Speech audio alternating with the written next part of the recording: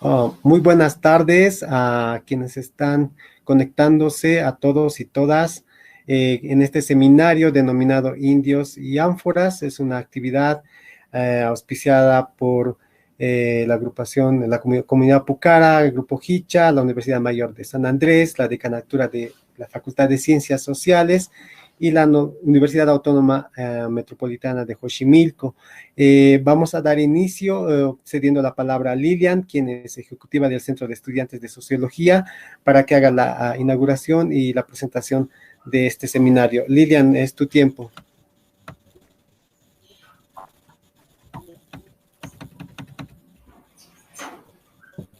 Gracias, muchas gracias. Para mí es un honor presentar esta inauguración del seminario. Quiero resaltar que esta iniciativa es sobre la materia de sociología boliviana, de la carrera de sociología de la Universidad Mayor de San Andrés. Como panelistas bolivianos tenemos al licenciado Carlos Blanco, que estudió sociología en la UNSA, es magíster en Ciencias y Planificación Regional en la Universidad de Karlsruhe, Alemania, es docente titular de la carrera de Sociología de la Universidad Mayor de San Andrés.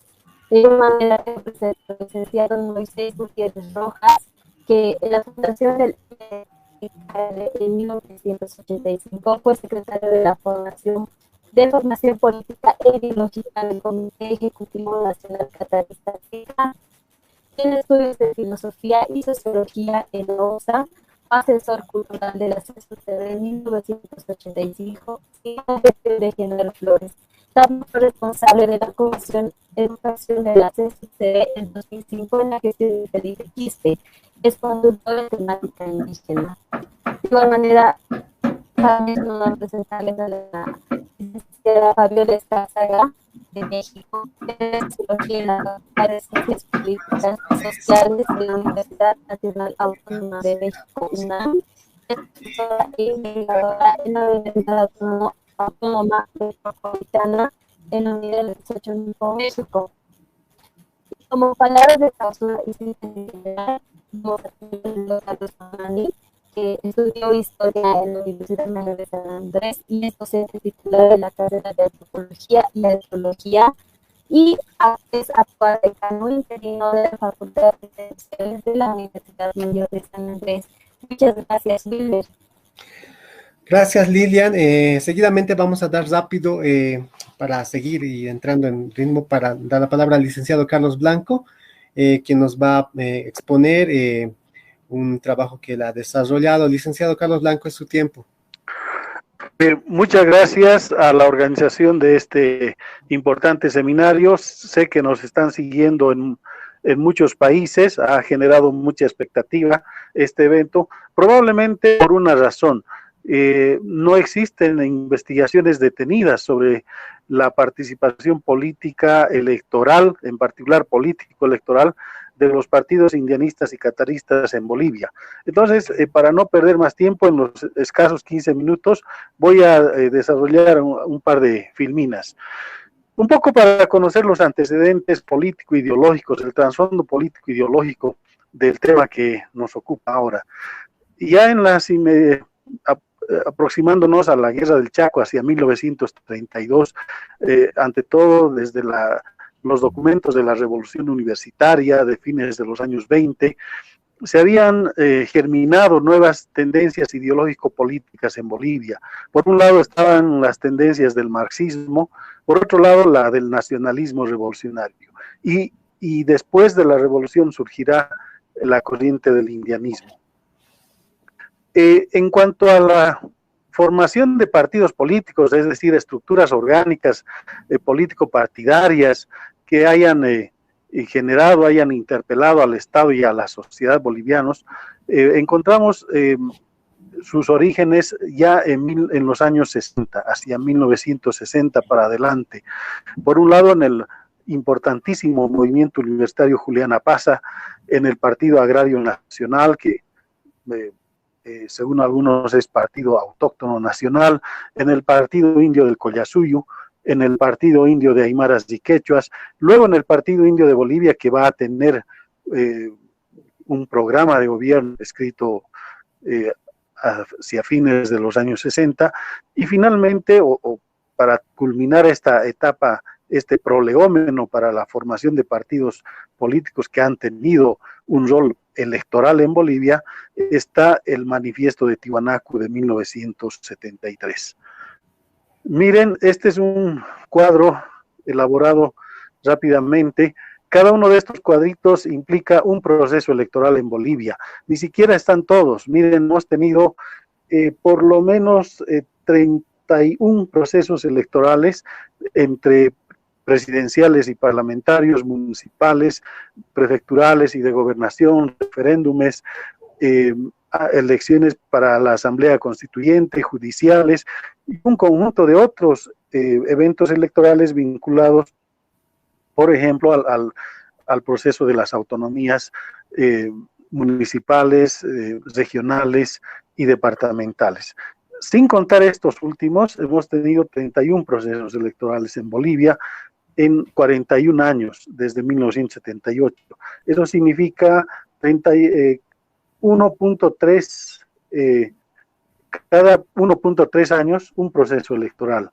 Pero ahora nos vamos a abocar a analizar solamente los procesos electorales vinculados a las elecciones presidenciales y parlamentarias. De esos hemos tenido 12 desde el año señalado hasta el año 2019, lo que significa que cada 3.4 años hemos tenido una elección nacional en Bolivia. Esta proliferación, esta abundancia de eventos electorales ya está diciendo bastante del sistema político boliviano, del sistema de partidos y del sistema electoral. Miren, como no nos queda mucho tiempo, no puedo detenerme en varios aspectos, por eso voy a ser lo más puntual posible. Los partidos indianistas y cataristas se han expresado a partir de las elecciones de 1978 y han pervivido hasta hace no mucho, diríamos. El primer evento político electoral en el cual se ha dado una señal real, evidente, de una participación india es en 1978, aquellas frustradas, anuladas elecciones por un gigantesco fraude. Hay que aclarar, entre paréntesis, que de los 12 procesos electorales que hemos tenido en Bolivia entre el 78 y 2019, 2 han sido anulados. El del 78 precisamente, y el más reciente, el de 2019. Aquel año, el año 78, se había presentado un partido político indianista, el Movimiento Indio Tupac Katari. En 1979 aparece el MRTKL, el Movimiento Revolucionario Tupac Katari de Liberación. En 1980 se postulan 2 corrientes políticas, el MITCA y el MITCA-1, ambos de una tendencia indianista. Luego está en el año 85 el MRTK y el MRTKL, ambos más bien de una tendencia catarista. Luego en 1989 nuevamente el MRTKL y una expresión de carácter indianista que se llamó FULCA. Ya en el periodo de 1993 está el MKN, de una tendencia más bien catarista, y el año 2002 y el año 2005 el movimiento indígena Pachacuti de Felipe Quispe. Después habrán otras 2 expresiones, la agrupación Gente y PPLS, que se postulan en las elecciones del año 2009. En los años 2014 y 2019 no hemos tenido un partido indianista o uno catarista con candidatos propios.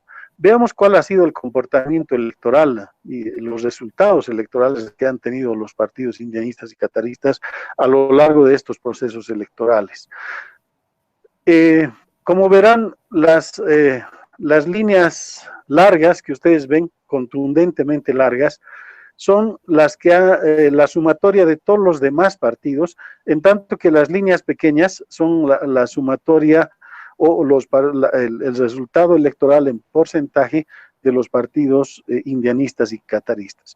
A simple vista está muy bien demostrado que ni los partidos indianistas ni los cataristas han tenido resultados electorales interesantes, importantes, a lo largo de estos 41 años de procesos electorales, de 12 procesos electorales en Bolivia.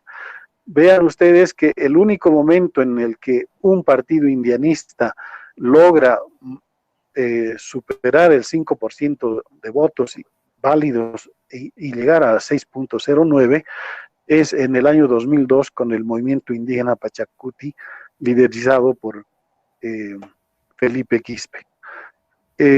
Y antes de esto y después de esto, los partidos indianistas no pasan del 1%, el 2%, apenas al 2.15%, en algunos casos incluso bajan a 0.28%, es decir, es una participación, un resultado electoral sumamente magro para los partidos indianistas.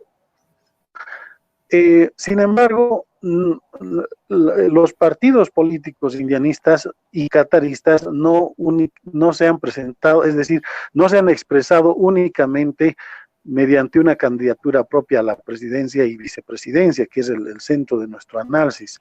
En algunos casos han establecido alianzas sumamente importantes, aunque no han aparecido en la cabeza de las fórmulas, ¿no?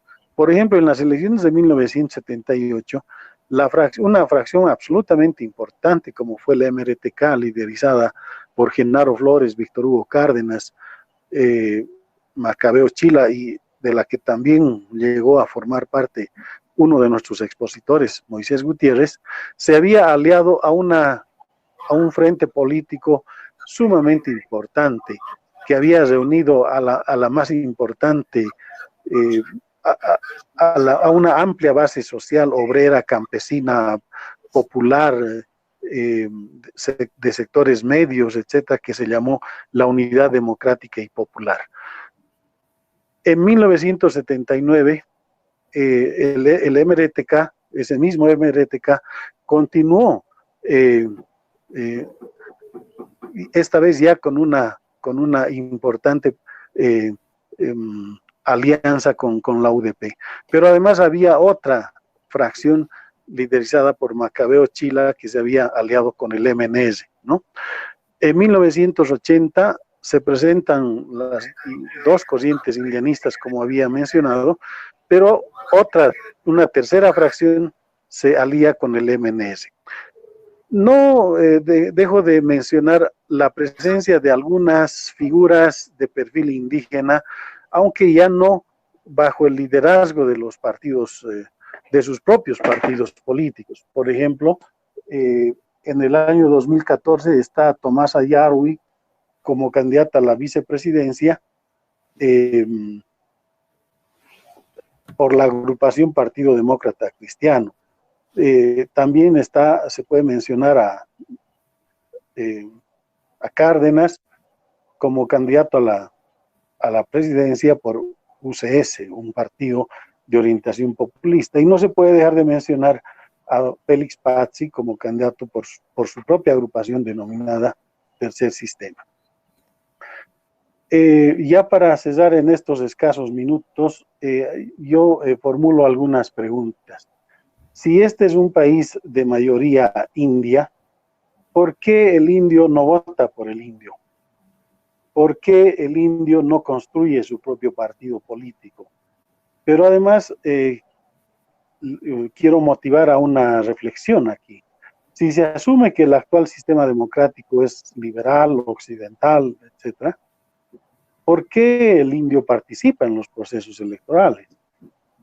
En una mayoría de los casos no lo hace votando por los incipientes partidos políticos indianistas o cataristas, pero lo hace votando por los partidos, entre comillas, tradicionales. ¿No es acaso esta una contradicción estructuralmente ideológica? Creo que este es un punto que se tiene que investigar, se tiene que analizar, porque no hay investigaciones que nos den respuestas a estas preguntas.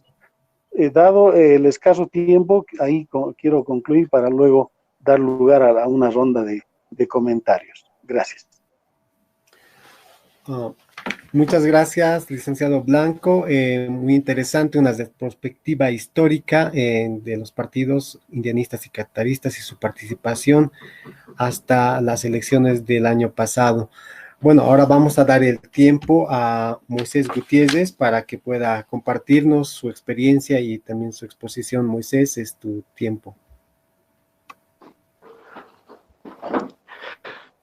Bien, agradecer realmente este espacio importante que auspicia la carrera de Sociología con el docente Carlos Blanco, y saludar también a los panelistas, a la licenciada Fabiola de México, al licenciado Carlos Mamani y también a Wilmer por su apoyo técnico en este evento. Realmente ha sido interesante toda la descripción que ha desarrollado Carlos Blanco respecto a lo que vienen a ser los antecedentes. No voy a ahondar, voy a puntualizar simplemente algunos aspectos en cuanto al surgimiento institucional político partidario de los partidos indianistas y cataristas, ¿no? Yo, en todo caso, he sido partícipe en la segunda camada del movimiento universitario Julián Apaza, me refiero al año 1978. Apoyamos a la incursión política del MITCA y prácticamente en ese periodo se han obtenido, a partir de la vertiente indianista, 3 diputaciones, ¿no? Entonces las diputaciones correspondían a Julio Tumiri, después Constantino Lima y Luciano Tapia. El caudal de votación que se ha alcanzado por entonces correspondía al 2%, ¿no? Entonces ese ha sido prácticamente el techo que se ha podido alcanzar. Respecto a los partidos cataristas, también en el que yo he sido partícipe, porque como Movimiento Universitario Julián Apaza, si bien hemos apoyado esta corriente indianista, llegó a una especie de atomización, una división y subdivisión, MITCA 1, Partido Indio de Liberación, Fiat, etcétera. Entonces, había una pasión prácticamente en ese periodo para hacer política, ¿no? Entonces, política partidario, podríamos decir, y bueno, con la división y subdivisión que se habían suscitado, pasamos a lo que viene a ser, a ver, la tendencia catarista, ¿no? Porque había que dar un paso adelante después de que esta pasión por la política estaba bastante dominado, podríamos decir, sentimentalmente, y también era un derecho legítimo, obviamente, el de ser elegidos, no solamente el de ser electores, ¿verdad? Entonces, en ese ejercicio había esa necesidad y fundamos lo que viene a ser el movimiento universitario, Senda Universitaria del Movimiento Anticolonial Catarista, ¿no? SUMA. Y en la Universidad Mayor de San Andrés, de 9 frentes participantes el año 1989, llegamos al 4º lugar. Ha sido el mejor posicionamiento que prácticamente se ha obtenido y bueno, eso vendría a ser una especie de avance cualitativo y cuantitativo, y en un centro académico que es bien importante como la Universidad Mayor de San Andrés. Pero paralelamente también se ha ido haciendo práctica política, y claro que nos hemos prácticamente constituido en una expresión universitaria del movimiento revolucionario Tupac Katari de Liberación, que se fundó el año 1985. Entonces, el año 1985 se ha participado con la candidatura de Genaro Flores Santos, y en la vicepresidencia estaba como candidato el compañero minero Filemón Escobar, ¿no? Entonces, ha sido prácticamente una incursión bastante exitosa, porque teníamos un planteamiento político con una tesis que lo denominamos la teoría de los ejes sociales al interior de lo que viene a ser la el sistema colonial interno. Entonces, es una tesis bastante interesante y que ha supuesto una serie de reflexiones de profesionales y de universitarios y también de dirigentes campesinos de la Confederación Sindical Única de Trabajadores Campesinos de Bolivia, CESUTCB, liderado por Genaro Flores.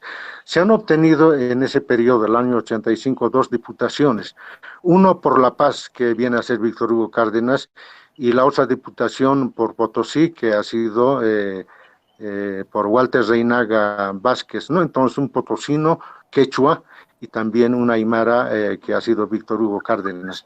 Entonces, esos vendrían a ser los datos, podríamos denominarlos cuantitativos, que al parecer no reflejan, digamos, el avance cualitativo, ¿no? Porque, como bien decía el licenciado Carlos Blanco, Bolivia es un país de mayoría indígena, aymara y quechua, ¿no? Entonces, la representación política en todo el periodo republicano prácticamente estaba bastante esmirriado. Sin embargo, cuando nosotros planteamos un nuevo diagnóstico en el país con esta teoría de los sexos sociales que, bueno, supone una exposición bastante larga, simplemente voy a hacer mención, pero ya se había trabajado académicamente, no solamente a partir de nosotros, sino también posteriormente nos enteramos que en México Casanovas es un escritor que también había establecido que hay un sistema colonial interno, ¿no? Pero el enfoque viene a ser un tanto diferente. Y sin embargo, en lo que viene a ser más cercano en el país, tenemos a Carlos Montenegro en Nacionalismo y Coloniaje, ya va esbozando de algún modo, ¿no? Dice que la fundación de Bolivia no ha supuesto un avance cualitativo, sino más bien ha sido la prolongación de la colonia en la república, ¿no? Entonces, el planteamiento de esta tesis del colonialismo interno suponía que se tenía que desarrollar toda una propuesta alternativa basado en lo que viene a ser la descolonización, ¿no? Entonces, si hay un colonialismo, obviamente lo que corresponde es una descolonización. Entonces, en ese sentido, cualitativamente, en el discurso político y en toda la élite así de la clase política, prácticamente hemos llegado a una especie de convencimiento de que el catarismo era una corriente política que llenaba en alguna medida todas las aspiraciones en lo teórico de los pueblos originarios aymara quechua postergados en sus derechos, ¿no? Y prácticamente llega el año, podríamos decir, 1993, pero por presiones internas y externas a la organización política se ha tenido un fraccionamiento. Entonces, en ese sentido, lo que se podría decir que la postulación a la vicepresidencia de Víctor Hugo Cárdenas, acompañando a Gonzalo Sánchez de Lozada, no ha sido una decisión orgánica ni colectiva del catarismo. Pero lo que hay que ver en esa participación son a partir de dos ventanas, ¿no? Uno, la parte negativa, que ha supuesto una especie de desacumulación de fuerzas del catarismo, porque por entonces ya teníamos una serie de conversaciones con DEPA, ¿no? Con DEPA, ustedes recordarán, ha sido también un fenómeno político, ya nos había propuesto la fundación de una organización política, pero tendríamos que dejar, digamos, la sigla del MRTKL. No se aceptó, entonces se ha seguido avanzando, ¿no? Pero como les decía, ha sido una especie de desacumulación de fuerzas esa participación de Víctor Hugo en la vicepresidencia. Pero la parte positiva que habría que también recuperar de esa participación es que ha marcado la posibilidad, ¿no?, de que una persona de origen indígena, aymara o si no quechua, podía llegar a ser vicepresidente y también podría aspirar a la presidencia como posteriormente ha sucedido, ¿no? Entonces, ese hecho habría que remarcar a partir de los dos ángulos, ¿no? Y Bueno, aquí lo que tendríamos que tal vez marcar una diferenciación respecto del indianismo y del catarismo es lo siguiente, ¿no? El indianismo básicamente se ha orientado hacia un trabajo eh, externo, ¿no? Yo recuerdo en ese periodo se fundó lo que se llama el Consejo Indio de Sudamérica, el CISA, ¿no? Que han tenido participación en eventos internacionales, fundamentalmente en la ONU, en el grupo de trabajo sobre poblaciones indígenas, ¿no? En el GTPI.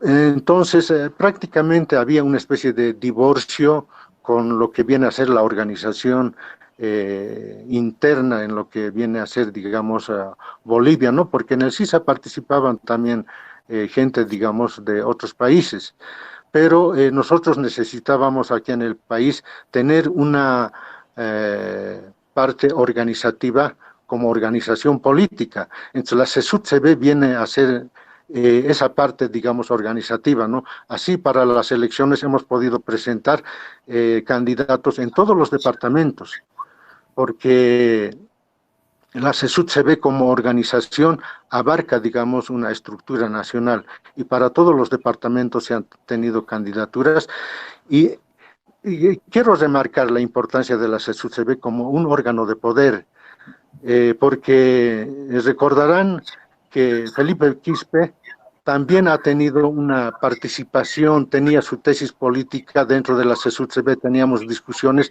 él fundamentalmente se orientaba por la lucha armada. Sin embargo, esa experiencia no le ha dado mayores réditos, ¿no? Pero posteriormente ha tenido un éxito porque la CESUD-CB también ha sido como un acompañamiento en la parte organizativa. Eso simplemente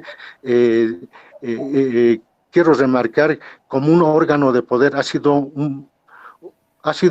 una organización que ha jugado un rol bien importante, ¿no? En toda la historia de la CESUD-CB, las personalidades más relevantes que podríamos recuperar son Genaro Flores y Felipe Quispe, ¿no? Porque los demás dirigentes que han pasado por la CESUD-CB no han tenido la importancia necesaria porque han sido digitados por gente de la izquierda, ¿no? Porque después de Genaro ha estado Juan de la Cruz Vilca, Mario Flores, Paulino Guarachi, que ha sido del MBL. Entonces la organización izquierdista prácticamente se ha aprovechado de la CESUD-CB. Eso es una cuestión que hay que remarcar, ¿no? Al principio era indianista, catarista, pero con lo que viene a ser la injerencia de la izquierda boliviana, prácticamente ha sido cooptado y lo han utilizado la CESUD-CB con el rótulo de movimientos sociales, ¿no? Entonces, el culmen del catarismo en la escena política, podríamos llamarlo así, ha sido la participación de Víctor Hugo en condición de vicepresidente, pero ahí también ha terminado prácticamente un ciclo, pero posteriormente Genaro Flores, Felipe Quispe dentro de la CESUD-CB también han tenido un rol muy importante. Eso podríamos tal vez recuperar dentro de lo que vienen a ser las experiencias políticas del indianismo y del catarismo, ¿no? Pero, a ver, tendríamos que tocar también los 14 años que ha supuesto el gobierno del movimiento al socialismo, ¿no? Entonces voy a ser bastante escueto en este tema, porque son largos años de gobierno que en alguna medida han capitalizado el descontento social por una parte y también se han encarrilado bajo un terreno, digamos, abonado por el catarismo y por el indianismo, ¿no? Entonces el movimiento al socialismo, con una personalidad obviamente de origen aymara, que es Evo Morales, ha tenido un entorno básicamente izquierdista, ¿no?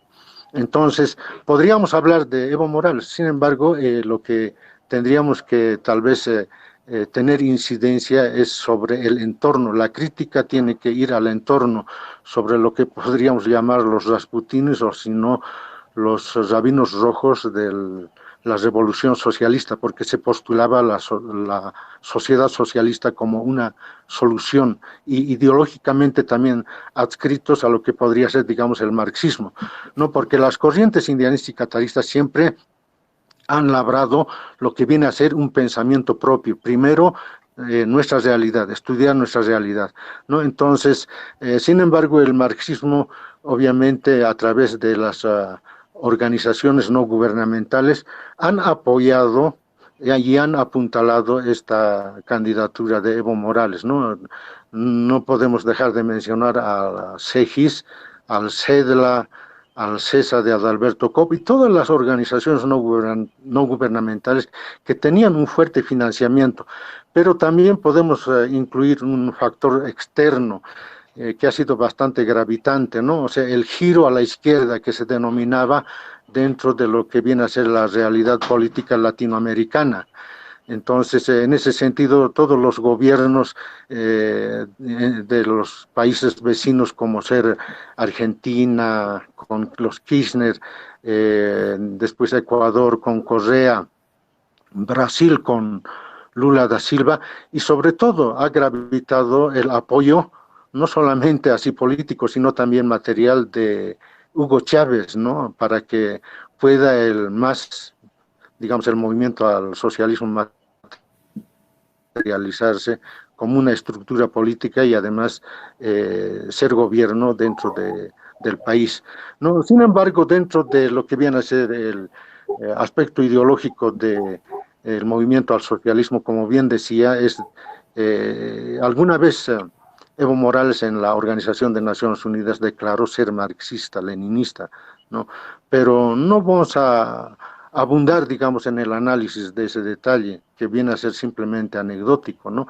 Lo que tendríamos que tal vez incidir, como decía, es sobre el entorno que ha constituido ese gobierno, y han tratado en lo posible de darle un barniz también indianista y catarista en este periodo del movimiento al socialismo, con la reedición de los textos de Fausto Reinaga, ¿no? Todos los textos de Fausto Reinaga para darle un barniz, un rótulo indianista, y por otra parte también la reedición de El catarismo de Javier Hurtado, ¿no? Que son los textos que se han producido y que es de mayor difusión y de mayor conocimiento. Entonces, de ese modo, han intentado, digamos, tener esa especie de ornamento indianista y catarista. No solamente eso, sino que también se ha constitucionalizado lo que viene a ser el Año Nuevo andino amazónico, ¿no? De lo cual hemos sido gestores también con Germán Choquehuanca, prácticamente en la generación de esas propuestas y de esas ideas. La huipala, ¿qué decir, no es cierto? La huipala no es prácticamente una construcción ni una recreación, podríamos decir, del movimiento al socialismo. Entonces, lo que podríamos destacar en este periodo político, si bien, digamos, ha tenido una política de inclusión que hay que reconocer a todas luces que es importante, pero se ha orientado más por una política de impostura, ¿no? Sin embargo, podríamos, bueno, ya terminando mi exposición, aludir a lo que viene a ser las últimas elecciones, ¿no? Ha habido, obviamente, un cansancio, y en este momento estamos en una especie de encrucijada dentro del devenir político, porque por una parte hay una especie de retorno, digamos, de gente tradicional que se denomina de la derecha en el país, ¿no? De la derecha, y también la parte, digamos, izquierdista no se queda sin actividad, y también hay un activismo bastante fuerte dentro del país y como también de fuera del país, ¿no? Entonces es una encrucijada bastante importante que hay que analizarlo con mayores luces, ¿no? Y creo que un simple evento, digamos, tal vez es importante como el que tenemos en este momento, puede despejar algunas cosas, pero yo creo que se requiere, digamos, mayor tiempo, ¿no? En todo caso, lo que se prevé en este momento es que van a haber a futuro tendencias mayormente autoritarias, totalitarias, por una serie de factores que están confluyendo con este tema, inclusive del coronavirus. Todos esos aspectos van a influir para que el Estado pueda en alguna medida retomar, digamos, nuevamente un mayor impulso.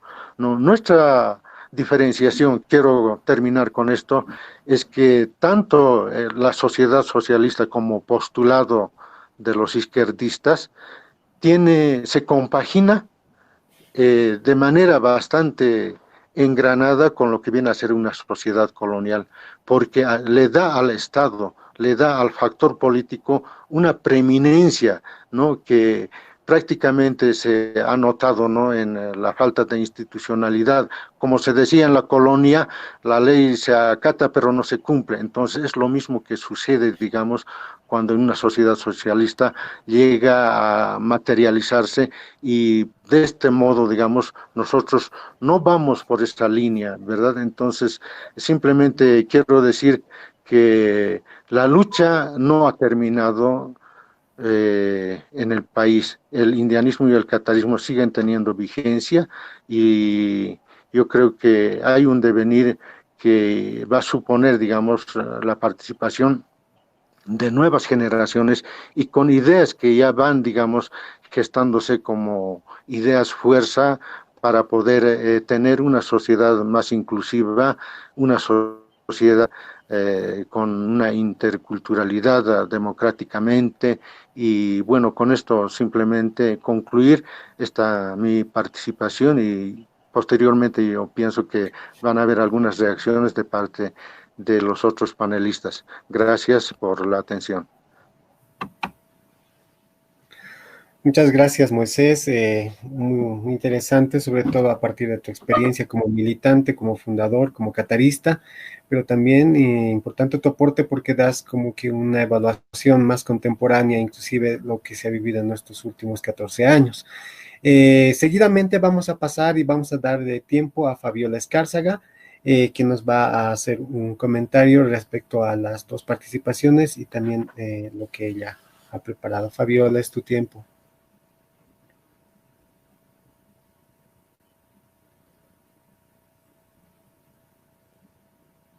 Hola.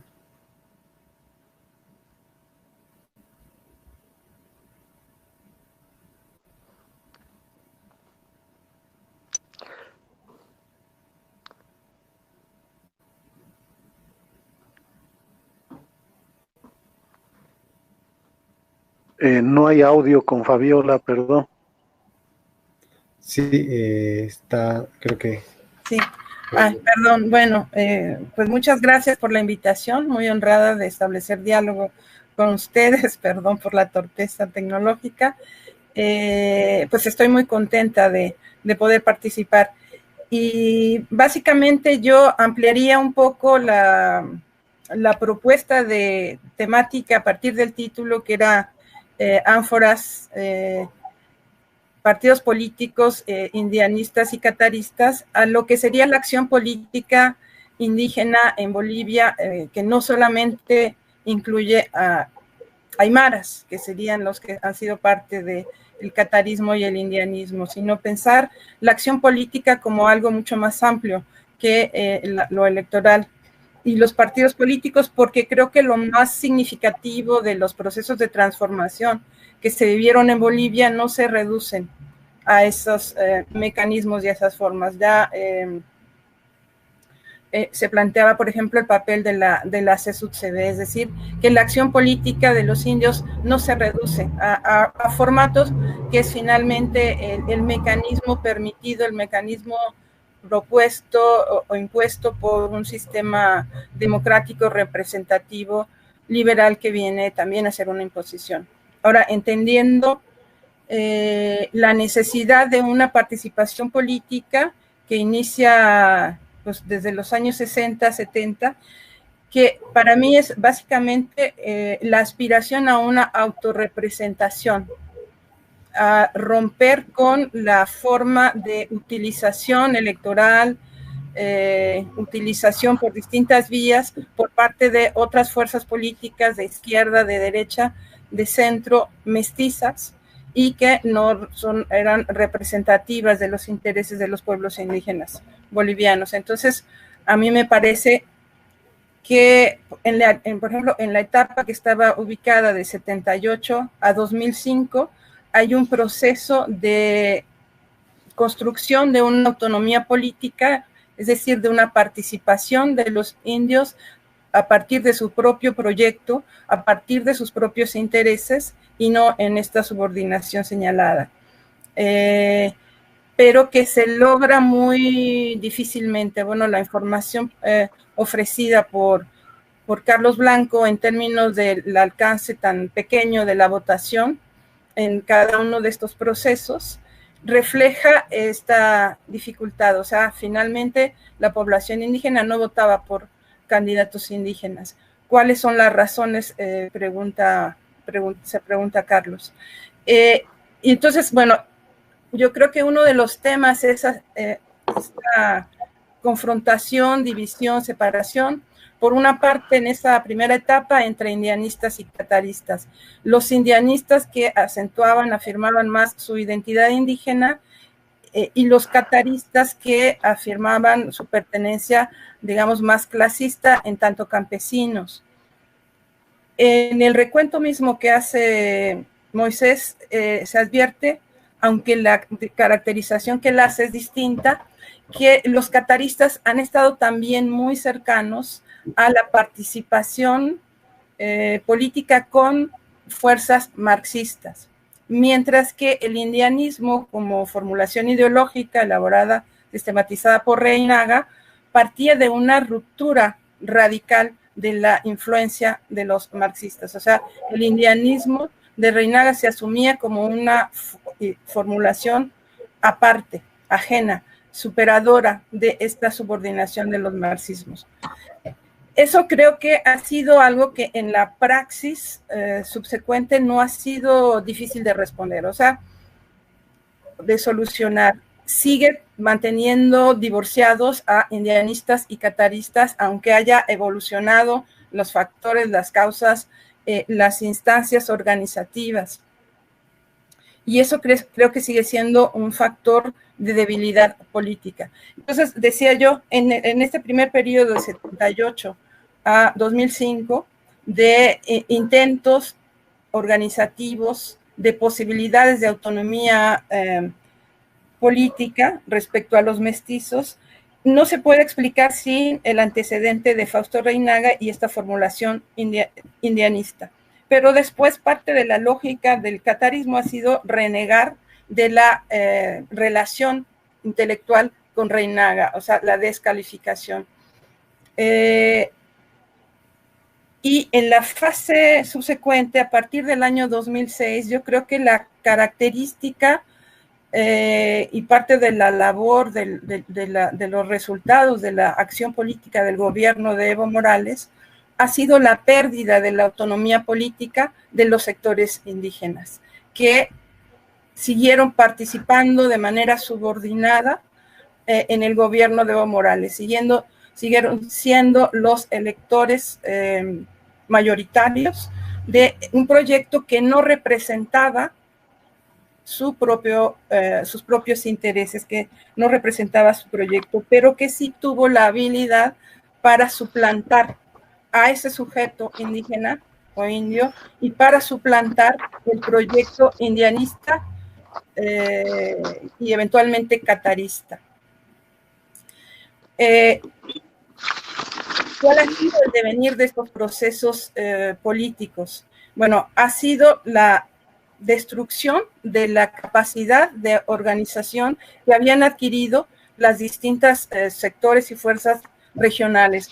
La CESUCD, por una parte, la CIDOB, con AMAC, los colonizadores, que después se llamaron interculturales, y que todos esos fueron adscritos al partido oficial, al MAS, y que significó esto la pérdida de posibilidad de participación, ya no solamente electoral de manera autónoma, sino también la participación política como organizaciones sociales. Bueno, es sabido en la estrategia del gobierno de Evo Morales, que incluso fue una estrategia previa, del paralelismo de las organizaciones, crear otra CESUTCB, otra CIDOP, otra CONAMAC, descalificar, optar o perseguir políticamente a los dirigentes que no aceptaran esa cooptación, esa subordinación, y se fue destruyendo un tejido organizativo, un tejido también social, y la política de buena parte de los propios indígenas, los participantes, por ejemplo, de procesos electorales en esta última fase, fue buscar un ascenso social y un tránsito étnico. O sea, Félix Pazzi dejó de ser un elemento representativo de lo indígena, o sea, no representa un proyecto de transformación en beneficio de la población indígena, sino, y bueno, la participación en la Asamblea Constituyente, la incorporación como funcionarios públicos en distintos cargos, niveles y temáticas de antiguos dirigentes indígenas, fue también un proceso de desindianización, de destrucción de la capacidad organizativa, de la capacidad de autorrepresentación que se había logrado en la fase anterior, y que creo que no solamente, o sea, que no es útil, no ayuda simplemente considerarlo como parte, digamos, el problema para mí central no era si Evo Morales era marxista-leninista y el movimiento del socialismo realmente estaba impulsando un socialismo. Para mí está claro que no había una transformación en ese sentido, pero la lectura indianista catarista sí lo miraba así, cuando en realidad el mayor problema eran las transformaciones en sentido capitalista, la profundización del extractivismo, la expansión del capital transnacional chino por auspicio del gobierno, afectando los intereses de poblaciones indígenas del Oriente, apropiándose de territorios, etcétera. Me parece que el aymarocentrismo, como se le ha llamado últimamente, que piensa solamente en la potencialidad política de los aymaras, tanto en la fase anterior, a partir de los años 70, está dejando de lado la necesidad de alianzas mucho más profundas con otros sectores que, aunque no sean aymaras, que siendo quechuas o que siendo de las distintas etnias del oriente de Bolivia, son o tienen como reivindicaciones centrales la recuperación de la tierra, que se reproducen a partir de formas colectivas y que son afectados, en este caso fueron afectados por medidas del gobierno de Evo Morales. Creo que hay que superar ciertos sesgos de esas identidades políticas que se formaron en el pasado. Por ejemplo, los cataristas que se pretenden como autónomos frente a los indianistas que estaban subordinados a las organizaciones como el Consejo Indio de Sudamérica o las ONGs, cuando habría que subrayar como una organización indianista propuesta por Felipe Quispe a partir de su experiencia organizativa en la CESUTCB, pero también a partir de su experiencia como guerrillero en el MRTK, era, o sea, yo no la despreciaría como hacía Moisés, porque su vínculo con los mestizos haya terminado en una traición y en digamos, en uno de los elementos fundamentales del poder de Evo Morales, sino que esa pertenencia a una organización armada, por el EGTK, perdón, tiene que ver con una radicalidad que mantuvo como parte de sus principios en la CESUTCB y después como parte del programa de el MIP, Movimiento Indio Pachacutic, pero que eventualmente habría que también reflexionar sobre cómo la idea de participación política por la vía de los partidos puede ser o ha sido una forma de destruir una cohesión interna, una coherencia, un proyecto político de transformación que vaya más allá de la ocupación de un cargo, que demuestre que un indio es capaz. O sea, a mí me parece que la vicepresidencia de Víctor Hugo Cárdenas no reivindica lo indio, sino muestra la capacidad del statu quo para utilizar políticamente a un indio con todo el capital político y cultural que había acumulado en sus aportaciones a la organización y a la lucha previa, y que es un capital político indio dilapidado y destruido. O sea, es como parte de la lógica en la que una relación subordinada de los indios en la dinámica electoral y política dominante ha servido para desarticular lo logrado a partir de la lucha. Entonces, enfatizo esta idea de cómo el mayor capital político de los indios no han sido los partidos políticos que han organizado, sino la capacidad de combinar una estrategia de movilización que ha impulsado formas de participación política. Por ejemplo, si pensamos que los mejores resultados electorales indígenas, de cataristas, en este caso de indianistas, han sido los de Felipe Quispe, ha sido producto complementario de una movilización. Y eventualmente el quedarse en el nivel electoral ha sido la forma de abortar una movilización que tenía, digamos, propósitos más radicales que ganar unas elecciones, como fue en el año 2005, y que permitió que Evo Morales se apropiara de ese capital político acumulado en décadas de lucha y décadas de elaboración política, de reflexión de los indios.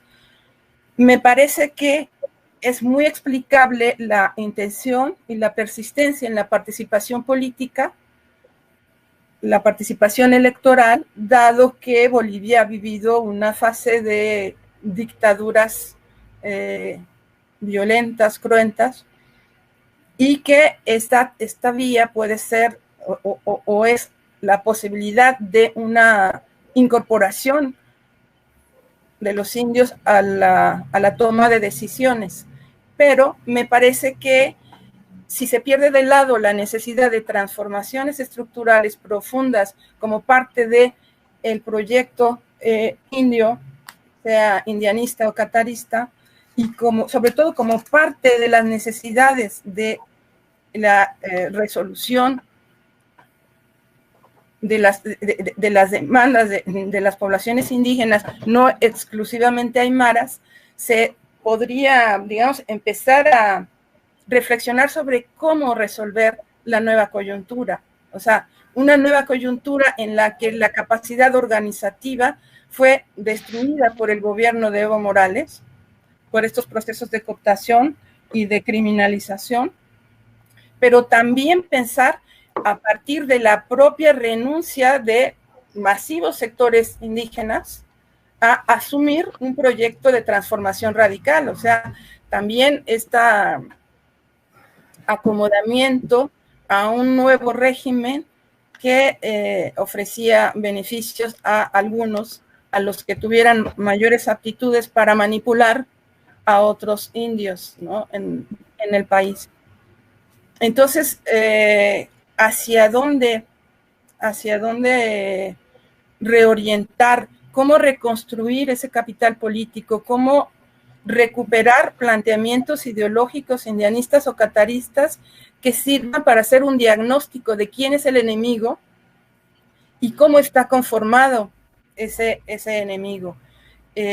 Para no irse en el, digamos, nosotros en México diríamos, la finta de lo que un proyecto como el de Evo Morales representaba. Insisto, el problema no era su socialismo, el problema era su capitalismo extractivista, y el problema no era la alianza con determinados gobiernos de izquierda, gobiernos progresistas en la región, sino que el problema era su alianza con el capital chino o con otros capitales extranjeros, que no por extranjeros, sino por capitales y por las formas productivas que ellos promovían. Y bueno, también en una fase como la compleja de una votación, o sea, hubo un voto de castigo a Evo Morales porque hubo un desgaste, porque hubo la imposición de su candidatura, porque se acabó los recursos que repartía como gobierno, porque, bueno, también sectores, hubo afectaciones muy concretas a sectores muy significativos que empezaron a movilizarse en contra de eso.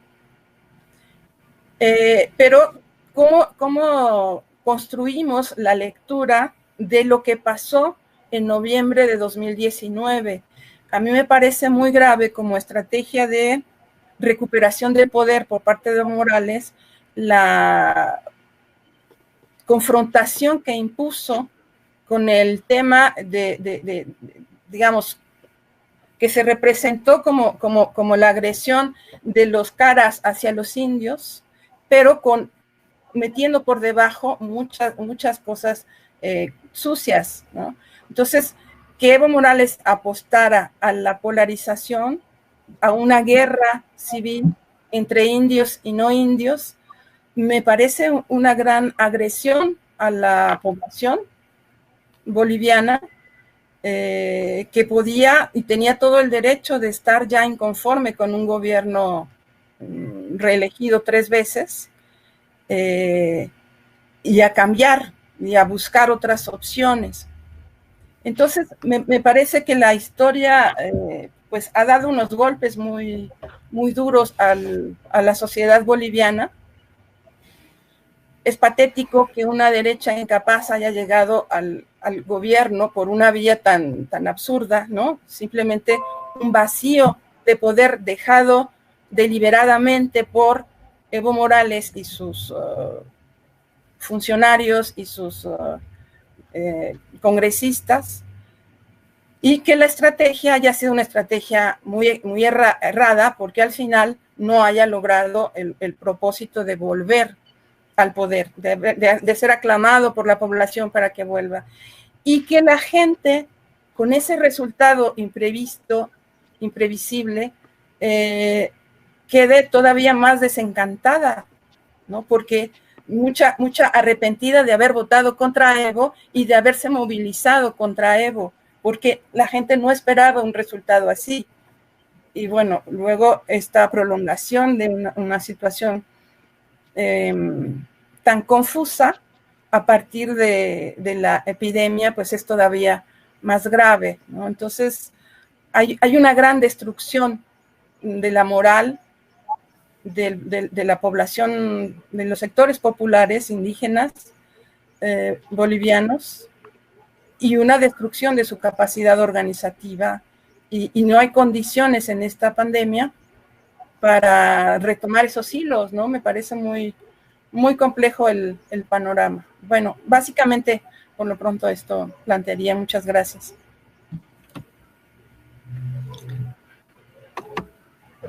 Bueno, gracias a Fabiola por su intervención. La verdad que ha sido muy importante. Ha hecho un análisis muy crítico, sobre todo de la participación, el rol también de los partidos indianistas y cataristas, como también de los 14 años que han sucedido, ¿no?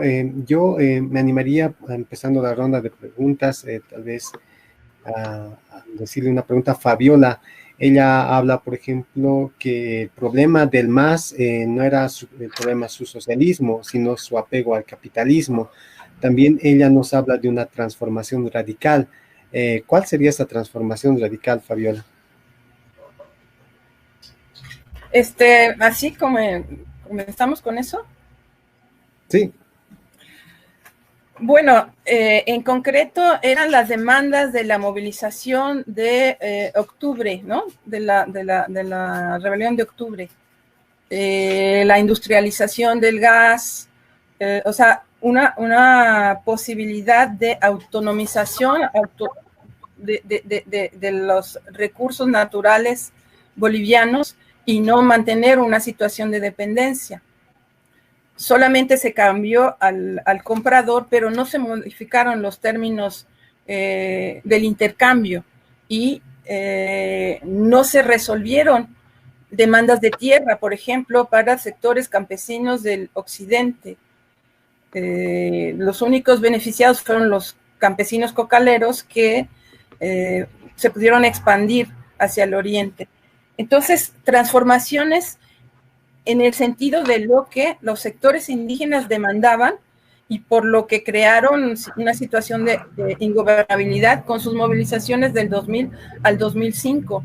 Por ejemplo, pues no se trataba de vender al mejor postor el litio, no se trataba de vender al mejor postor el gas, de ampliar realmente el acceso a la educación, de ampliar realmente el acceso a la salud. O sea, hubo un gran ingreso de recursos al país, pero no se utilizaron para industrializar, o sea, para mínimamente desarrollar ciertas capacidades de refinamiento, de refinación del gas, por ejemplo. O sea, una de las demandas históricas del indianismo, del catarismo, me atrevería también a decir, era el romper una dependencia hacia el capital extranjero y transformar las estructuras productivas para que Bolivia no siguiera siendo exclusivamente un país vendedor de materias primas, que ahora simplemente se han ampliado.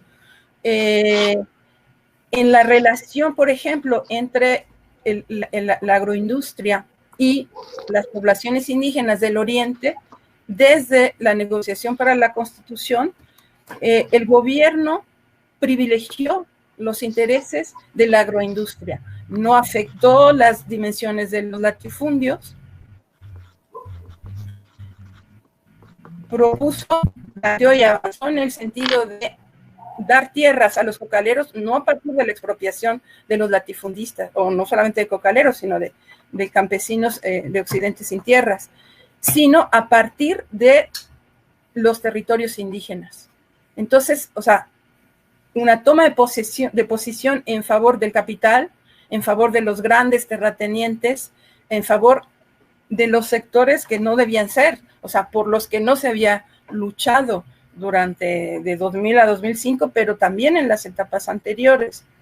Entonces, ese tipo de cambios en la estructura social, no solamente cosméticos, no solamente propagandísticos, sino realmente, bueno, lo que se decía de la real participación de los indígenas en la toma de decisiones y en el gobierno. Por ejemplo, en el ejército se reclamaba que no solamente los indios fueran tropa, sino que también empezaran a incorporarse a la oficialidad. O sea, hay un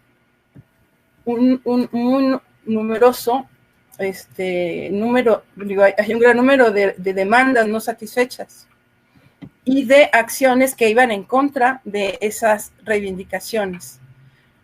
A esas transformaciones me refiero, no a la construcción del socialismo, sino en el margen que unos ingresos permitieran realmente hacer una redistribución de estos recursos en beneficio no de una cooptación electoral, no en la compra de votos, sino de reconocimiento de derechos de ampliación de los derechos anulados en la fase neoliberal.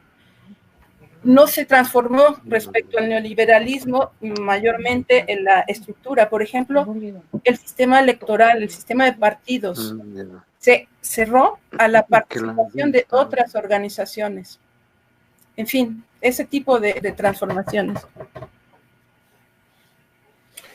Bueno, yo pasaría la palabra a Moisés, a Carlos, si quieren referirse a cada uno a alguna intervención de los otros contertulios. Bueno, les dejaría, no sé quién se anima. Bien, quiero hacer algunas reacciones. Lo que habría que puntualizar que en estos 14 años los pueblos, llamaremos indígenas, no han sido poder, solo han sido, digamos, participantes en el gobierno. Es una precisión que había que establecer. Ahora, lo que yo me refiero, ¿por qué es que es nocivo, digamos, una corriente ideológica socialista? Es que lo consideran al Estado como un botín, o sea, privatizan el Estado en favor de sus militantes de los partidos, en favor de familiares. Entonces, eso sucede con todas las experiencias de los países socialistas, y en estos 14 años se ha expandido el aparato estatal. Prácticamente se ha sobredimensionado, y el gasto corriente obviamente ha sido mucho, bastante, ¿no? Entonces, también ha habido una especie de factor de cooptación. Entonces, esos aspectos son bastante negativos. Lo otro, obviamente es importante destacar que la participación, o sea, la apertura al capital de la China ha sido un factor de retraso al desarrollo, no solamente de Bolivia, sino de toda Latinoamérica, porque en este periodo de la pandemia, aquí en Bolivia han aparecido muchos profesionales que han intentado, que están fabricando prácticamente respiradores.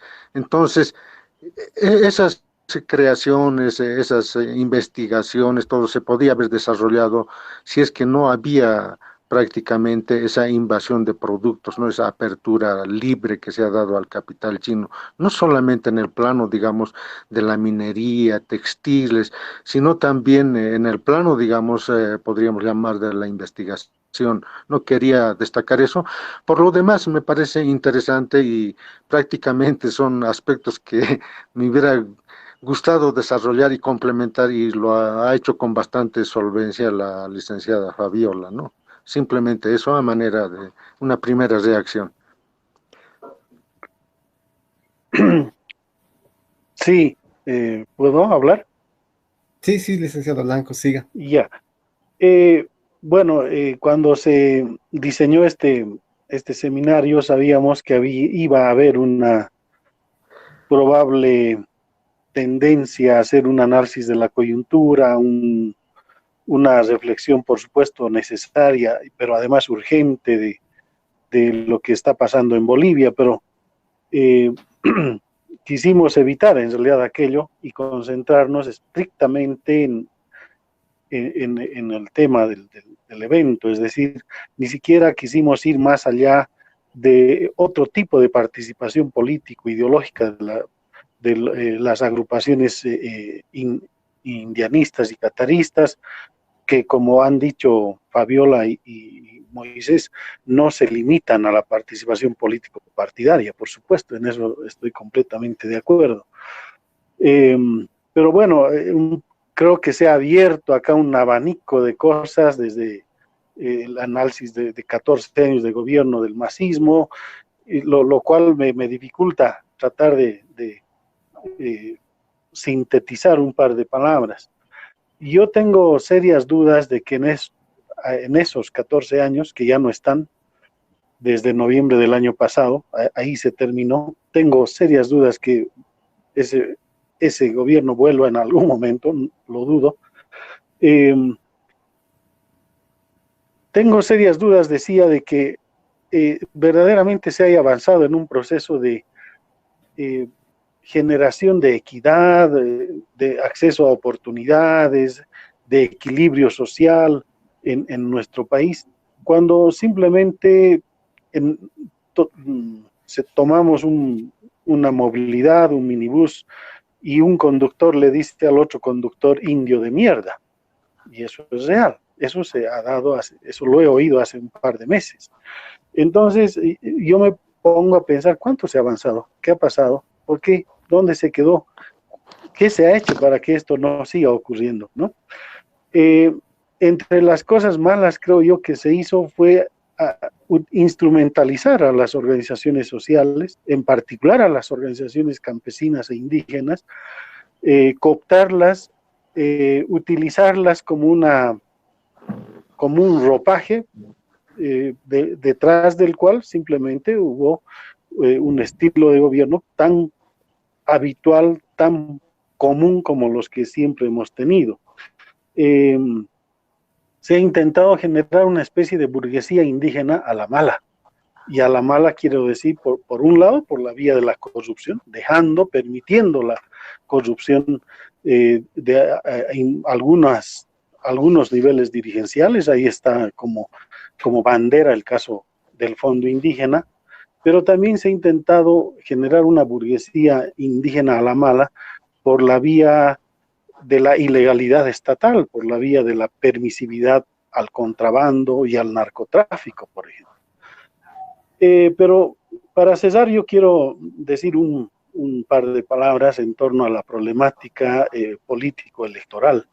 Yo creo que nos hace falta muchas investigaciones. Yo creo que habría la necesidad de generar espacios de confluencia, de sinergias, por ejemplo, con Fabiola y otros investigadores.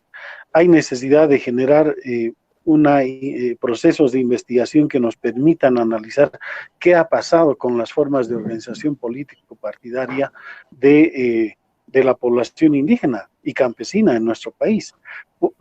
Lo que se ha mostrado en los datos, en las estadísticas, en el mejor de los casos, 6% de votos. Lo recurrente ha sido 1,5%, 1,5% históricamente. ¿Qué es lo que ha pasado? ¿Por qué las organizaciones indígenas y campesinas, cuando expresan un nivel de organización político-partidaria, ese cúmulo de capacidad de organización y de movilización política e ideológica no se traduce en un rédito electoral? Y reitero la pregunta, si este es un país de indios, ¿por qué el indio no vota por el indio? Entonces, yo pienso que hay varios elementos que los tenemos que dejar en el tapete como para que generemos espacios de diálogo, de reflexión en torno a esta temática. Wilmer. Bueno, gracias, licenciado Blanco. No sé si alguien tiene algo más que replicar. Bueno, de inicio, diríamos, por lo menos una de las impresiones que yo me llevo es el que, bueno, hay ciclos, ¿no?, de emergencia y hay ciclos de decadencia. En el caso de los movimientos indianistas y los partidos indianistas y cataristas, un ciclo de emergencia entre los 70 y un ciclo de decadencia a los 80 y 90. Pero estos ciclos también han sido acompañados como decía Fabiola, por movilizaciones, por etapas y periodos de grande movilización. Tal es el caso del año 2000, con el caso de Felipe Quispe y la CESUCB. Tal vez, como dato, el MIP es el partido que más votos obtuvo en una contienda electoral, llegando creo que a un 6%. Si tomamos solamente en cuenta al MIP como un partido indianista y catarista y excluimos de ello al MAS en el 2002, ¿no? ¿Qué es lo que ha pasado en este último tiempo? En el 2019, por ejemplo, ¿no? Muchos actores de este periodo, tal vez de emergencia desde los 70 y 80, se han diversificado mucho en distintos frentes. que tal vez podrían haber sido improbables en muchos casos en el pasado, ¿no? Gente que se fue al MNR, gente que se fue a, inclusive con el doctor Chi, gente que se fue con Comunidad Ciudadana. ¿Qué pasó con esa vanguardia indianista y catarista de este primer periodo? Esa sería mi consulta si alguien quisiera animarse a responder. Bueno, yo agregaría algo. Creo que los votos que obtuvo Evo Morales en 2005 son producto de la movilización y son votos indígenas. Y esos votos prefirieron la propuesta del MAS a la propuesta del MIP porque la asumieron como una propuesta viable. El planteamiento del MIP era más difuso y más radical. Pero después se cerró la posibilidad de que el MIP y otros partidos ajenos, digamos, a la izquierda, más a la izquierda e indígenas, tuvieron posibilidades de participación. O sea, todo se hizo por la vía de un sistema electoral muy cerrado, elitista, en la misma lógica previa.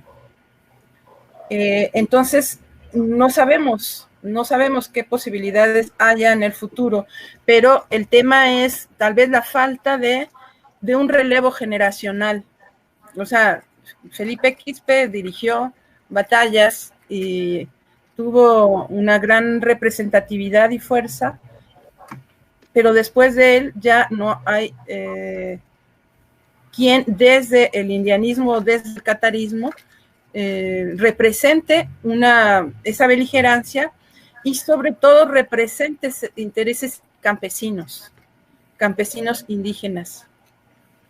Entonces, ¿qué va a pasar? Pues si no hay una renovación, si no hay, creo, una lectura muy crítica de sus propias participaciones por parte de indianistas y cataristas en la fase anterior, la derecha pues se va a consolidar, ¿no? Eso sería mi planteamiento. Moisés, tal vez tú quisieras dar alguna opinión. Yo creo que en términos así bastante crudos, lo que sucede en el país es lo siguiente. Es que hay una estructura de poder tanto la derecha, la izquierda lo monopoliza en el país. Tiene mayores posibilidades económicas de poder hacer maniobras políticas. En ese sentido, lo que se puede decir es que, por ejemplo, Víctor Hugo ha sido utilizado por la derecha, Evo Morales ha sido utilizado por la izquierda, ¿no? Entonces, en ese sentido, todavía hay un amplio camino que transitar. No se trata, por ejemplo, cuando teníamos alguna especie de debate dentro de la CESUD-CB, se planteaba lo que se dice la lucha armada, ¿no? Es decir, hay que hacer una guerra civil, etcétera. Pero para mí, bueno, también dentro de la organización catarista se ha dado ese intento. Todavía, digamos, hay información inédita. Se quería, digamos, ir por el camino de la lucha armada, una transformación tal vez bastante ortodoxa de la izquierda, ¿no? Pero no, posteriormente hemos estado reflexionando acerca de este tema. El caso mexicano es bastante interesante, tanto Emiliano Zapata como Pancho Villa llegaron a derrotar, ¿no?, militarmente. En Bolivia también siempre ha habido una especie de capacidad militar, tanto el 52 y el mismo 2003, ha habido, ¿no?, entonces una convulsión, una movilización así de transformación, pero quienes asumen el gobierno no son pues los indígenas, ese es el problema, no llegan a ser poder. Entonces, si vamos obviamente por el lado de la lucha armada, etcétera, es importante, pero yo creo que lo más importante es que no se ha consolidado una élite, una aristocracia política de origen indígena, ¿no? Aymara, quechua, amazónico. Entonces, hay una serie de deficiencias y yo he notado prácticamente este tema de la manipulación dentro de la CESUD-CB, ¿no? La CESUD-CB, si bien ha nacido autónoma, independiente, catarista, etcétera, posteriormente la izquierda ha tenido una intromisión, entonces ha sido pasto de los partidos políticos que han instrumentalizado, digamos, a muchos dirigentes. Entonces, si no superamos esa deficiencia, yo creo que vamos a seguir en este camino de ser utilizados como carne de cañón, como se dice habitualmente, ¿no? Carlos, tal vez. Bueno, sí, ¿puedo participar? Sí, sí, sí. Bueno, entonces, primero agradeciendo a Carlos Blanco por haberme invitado. Si bien no soy expositor acá, pero quiero decir algunas cosas, ¿no? Y empezar por lo que acaban de decir, y creo que hay un libro incluso sobre esto, ¿no? El reclamar al indianismo, especialmente de su derrota y la decadencia, ¿no? Como si fuera una deuda, una obligación que asumieran los indianistas respecto de por qué ocurrió lo que ha ocurrido, ¿no? Y también ese hecho de juntar indianismo y catarismo, creo que eso fue resultado de un seminario en la UPEA para reposicionar el asunto y forjar una juventud distinta, digamos, y con mayores capacidades de intervención política que los viejos indianistas y digamos, cataristas. Yo creo que, y en eso se adelantó la profesora Escárcega, hay mucha diferencia entre lo que es el catarismo y el indianismo. Yo diría que es como separar los granos de la paja, ¿no? Porque el catarismo para mí no deja de ser una invención de la izquierda democristiana del momento, el MIR especialmente. Hay un libro famoso, ¿no?, que se llama Oprimidos pero no vencidos, y que justamente lleva la tesis política. Algunas veces me tocó en mi juventud asistir a las reuniones del sindicalismo catarista. Pues era un sindicalismo absolutamente tutelado por la iglesia, ¿sí? Y yo no sé cuál haya sido la independencia, digamos, de los llamados militantes cataristas, y además pensar que habrá habido militancia catarista, ¿no? Y en eso Moisés, que es un amigo, un hermano de lucha, pues lo conoce muy bien. Moisés, como lo dijo, fue militante de la segunda camada del MUJA, un gran intelectual, ¿no? Pero él ha tenido esa experiencia de tránsito del indianismo al catarismo, ¿no? Y lo dijo además, ¿no?, que el indianismo tenía una proyección internacional, y creo que esa proyección internacional del indianismo y su relación con los movimientos de liberación no se lo considera ni se valora.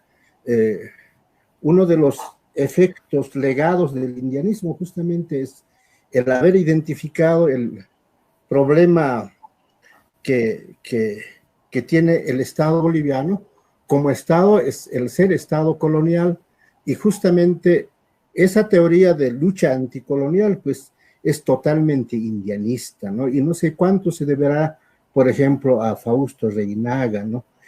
Escarbando el transcurrir del indianismo, hablando con los viejos amigos. Todavía queda Constantino, nos ha ido Luciano Tapia, pues uno va llegando a dónde, ¿no? Por ejemplo, el año 1975, en Porto Alberni se juntan una cantidad de jefes, líderes indios, entre ellos está Constantino Lima, también está Juan Rosendo Condori, no, ¿cómo se llama?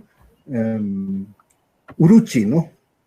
Ahorita se me ha olvidado su nombre, él era economista. Juan Condori Uruchi, ¿no?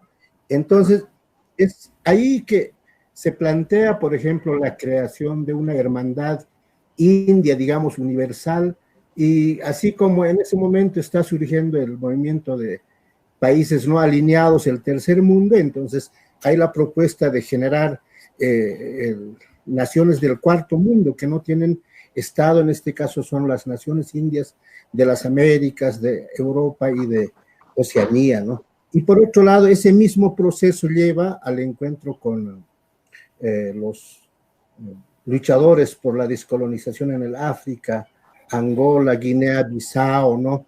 Y ahí tiene que ver el asunto del protestantismo, ¿no? Y está muy claro, incluso en el catarismo, que la formación que reciben los líderes después del protestantismo a través de sus misiones educativas, ¿no? Constantino Lima se lo critica por adventista, pero no había otra posibilidad de acceder a la escuela y la educación si no era el adventismo en aquellos años, ¿no? Entonces, el centro adventista en Pacajes, en Rosario, tu experiencia, Moisés, con el metodismo en Ancoraime, ahí tenemos la figura de, ¿cómo se llama? Pues nuestro amigo, que se me ha ido, que ha sido embajador de Evo en Dinamarca, ¿no? Eugenio Poma, ¿no? Por otro lado, ligado con Víctor Hugo Cárdenas, los bautistas canadienses en el lago Titicaca, ¿no? Pero es bastante complejo, ¿no? Porque uno podría pensar que hay una relación entonces con el imperialismo, pero no es así, más bien esa relación ha tenido un efecto descolonizador, ¿no? Y eso no queda solamente ahí, sino la relación con el Consejo Mundial de Iglesias, donde justamente trabajó también Eugenio Poma, ¿no? Y ahí justamente, ahí hubo un obispo africano, José Chipemba, que fue el que construyó las relaciones de los líderes indios de las Américas con la guerrilla que luchaba en Angola, en Mozambique, en Guinea-Bissau, les decía, y es ahí donde surge el discurso anticolonialista, descolonizador, y justamente ha sido el indianismo que ha instalado en este país ese debate, ¿no? Decir que este es un estado colonial y lo que hay que hacer es descolonizar. Y así podríamos ver todas las conquistas indianistas, del tema de la Oipala, que muy bien lo dijiste, Moisés, tú has sido uno de los primeros en llevar la Oipala, pero yo no puedo olvidar nunca, por ejemplo, no sé si esa vez todavía estabas con nosotros, Moisés, cuando estamos en donde el obelisco, ¿no? Nosotros nos colocamos delante de la CSUCB con la Oipala, y los campesinos pues nos querían masacrar porque nos dijeron, nos hacen quedar mal, es una vergüenza, ¿cómo ustedes van a ser racistas? ¿Cómo van a llevar? Eso es ser retrógrado, pero ya tenían el trapito ese del catarismo, ¿no?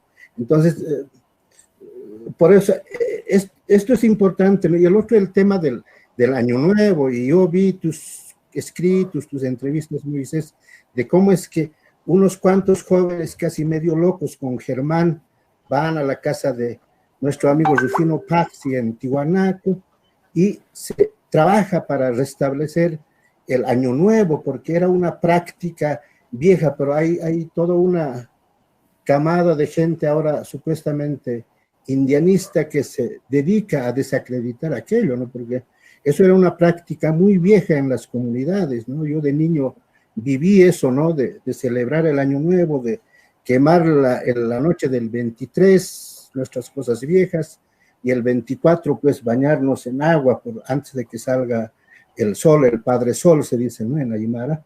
Entonces, o el haber puesto por Constantino Lima el nombre de Abya Yala al continente, ahora, esas son las conquistas que no se expresan en el voto, no se expresan en el goce del poder, pero es increíble encontrar la Oipala, pues, en casi todo el mundo, pero especialmente muy bien posesionado en el mundo indio, en los pueblos indígenas, a donde uno vaya, ¿no?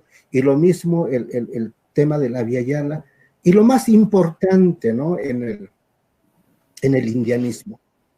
No admitimos Bolivia, nosotros somos Collasuyo. Eso ha sido lo más potente, lo más fuerte, ¿no? Así que en las discusiones que teníamos con los amigos catalanistas era, ¿por qué el radicalismo? Ustedes no admiten Bolivia, ustedes quieren el todo, el nada, pero ese radicalismo hoy se expresa en muchas cosas, ¿no? Y yo quería preguntarles, ¿no? Y tengo esa pregunta que para mí no está resuelto, ¿no? Antes del 52, en los años 50, incluso viene una misión de la OIT, un grupo de expertos discute qué hacer con los indios en el tema del trabajo en La Paz, es en enero del año 1950 en las instalaciones de la UNSA, y todo ese tema es manejado por el gamonalismo, los llevan a las haciendas del lago Titicaca, están en la hacienda de Benedicto Goiti ahí más allá de Tiwanaku, tiene su Pillapi, es la hacienda, ¿no? Están ahí. Y hasta ese momento lo que tenemos es un sistema de exclusión. Los indios no pueden participar. Al final los indios llegan a la conferencia de expertos y los presentan un rato, y los que sirven de traductores son los porteros que trabajan en la UNSA. Ahí queda, ¿no? Pero viene la revolución del 52 y es un trastoque total, ¿no? Los latifundios desaparecen, el indio toma sus tierras, hay medidas tan importantes como la reforma agraria, ¿no? El voto universal, la reforma educativa, el indio ya va a poder educarse, el indio ya tiene derecho a la nacionalidad, pero resulta que unos pocos años más tarde, en los años 60, Constantino Lima, Isidoro Copa,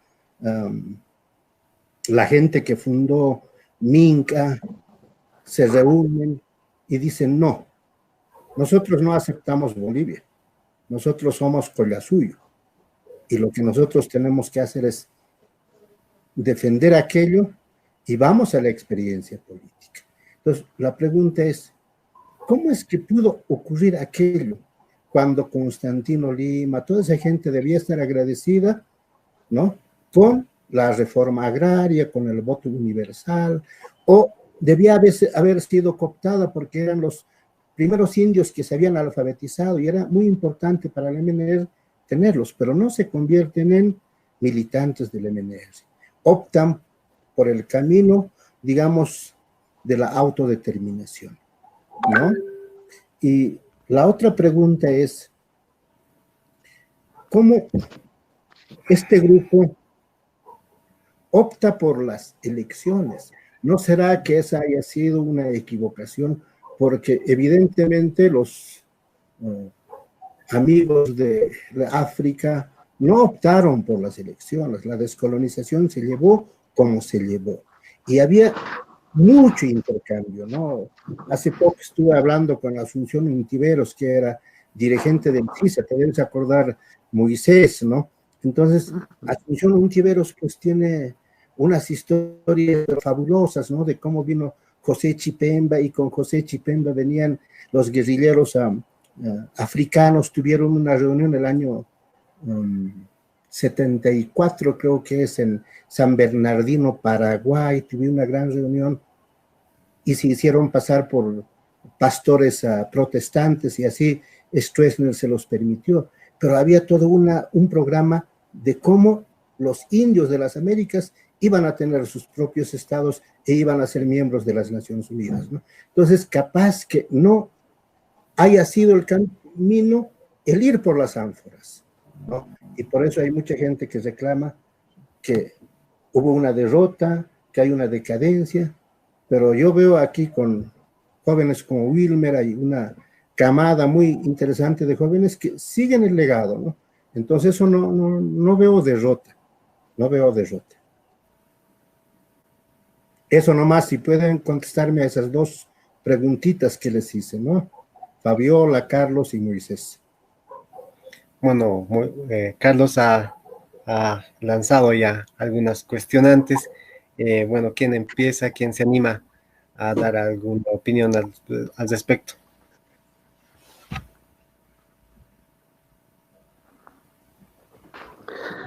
Bien, por alusión, ¿no? Creo que el Generalmente indicado hay es, una especie de descalificación hacia el catarismo. O sea, dentro de lo que viene a ser el indianismo y el catarismo hay una serie de diferencias, ¿no? Diferencias en varios aspectos, pero generalmente lo que dicen es que eh, juzgan al catarismo por el comportamiento, por las conductas de las personas, ¿no? Son argumentos que se llaman, yo creo, ad hominem. Es como tomar la parte por el todo. Es decir, el catarismo es Víctor Hugo Cárdenas y lo que hace Víctor Hugo Cárdenas, bueno, es todo lo que viene a significar, ¿no? Y no es así, ¿no?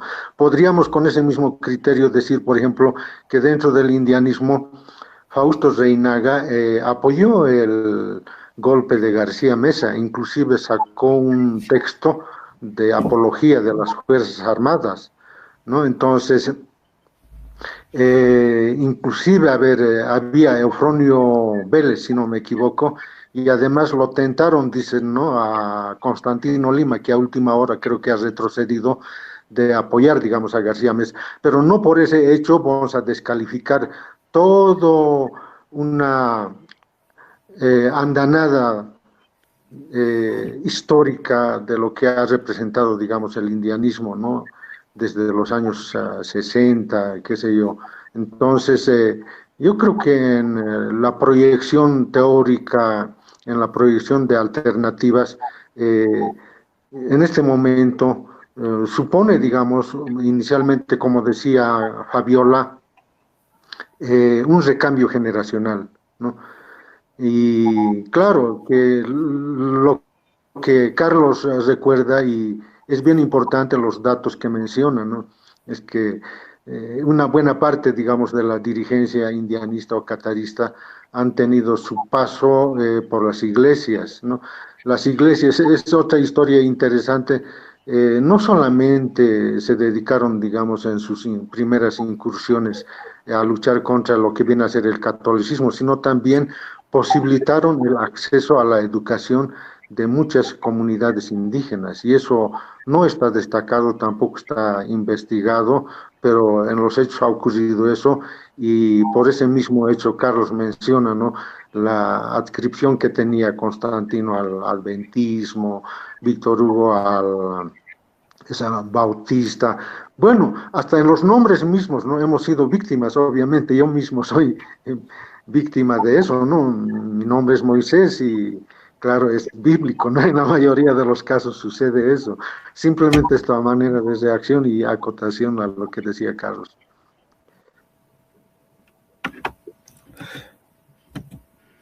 Bueno, si no hay alguna opinión al respecto de lo que nos poco proponía Carlos, no sé si ya podemos ir cesando. Tal vez pasaría a dar un tiempo de 2 minutos a cada uno, tal vez como proyección, un poco tratar de responder cuál sería el rol y la proyección de los partidos indianistas y cataristas, ya un poco habiendo evaluado el pasado, estos últimos 14 años, pero en un contexto, como lo señalaba Fabiola, muy complejo, muy difícil, ¿no? En un país polarizado y también más allá de las vicisitudes, de las opiniones que pueda generar esta tal vez reemergencia de la revalorización de la Huipala, por ejemplo, ¿no? ¿Cuál sería su punto de vista ya como cierre y una proyección al respecto? ¿Quién quiere empezar? Pero concluimos con Carlos Mamani para que haga el cierre de esta actividad. Pues si quieren yo hago mi comentario. Perfecto. Yo creo que, como dije, un problema muy grande que quedó instalado, que fue utilizado políticamente por el gobierno de Evo Morales para fortalecer su propia hegemonía, fue la polarización de intereses. Y el problema del aymarocentrismo que que es un problema viejo. O sea, la idea de que los aymaras, en tanto tienen un mayor capital político, una capacidad organizativa, una trayectoria acumulada, son los llamados a hegemonizar los procesos. El problema es que los demás no lo piensan así y no están dispuestos a subordinarse a un proyecto que no está planteándose en términos más abiertos para incluir a otros sectores indígenas. La manera en que se instrumentó esta polarización, por ejemplo, yo creo que Evo Morales replicó en el 2019, en noviembre de 2019, lo que la derecha del Oriente había hecho en la fase de aprobación de la Constitución. Y esa apuesta de polarización, de confrontación, me parece sumamente irresponsable, porque, bueno, ya digamos, el diagnóstico que hace el indianismo sobre esta separación en dos Bolivias, la idea de la descolonización, necesita convertirse en hegemónica, es decir, convencer por su virtud, no por sus defectos. Entonces, creo que hay que revisar muchos prejuicios, muchas ideas fuerza que se han arrastrado a lo largo de décadas entre indianistas y cataristas. Bueno, esa división también ha sido un gran problema. Pero, o sea, para construir hay que sumar y saber a quién sumar. Entonces, bueno, todo eso requiere revisar cómo se identifica al adversario. Por ejemplo, este tema, si el problema del gobierno de Morales es que era socialista. Digo, refutando lo que decía Moisés, el patrimonialismo, la ampliación del Estado, la corrupción, no es atributo exclusivo de los gobiernos socialistas en el mundo. O sea, todos los gobiernos nacionales revolucionarios, o sea, de derecha incluso, hacen eso. Entonces, no es esa una característica ni una aportación. Y entiendo, no se trata de proponerle al indianismo que revalore su relación con el socialismo marxista. No se trata de eso. Se trata de identificar qué hizo el gobierno de Evo Morales, más allá de una etiqueta que se puso a sí misma y que pudo manipular en un sentido o en el otro, así como se puso la etiqueta de indígena, de indianista, de indigenista, que fue para engañar, no fue realmente asumiendo esos atributos, ¿no? Entonces, leer exactamente quiénes fueron y cómo fueron estos años de hegemonía del supuesto presidente indígena de Bolivia.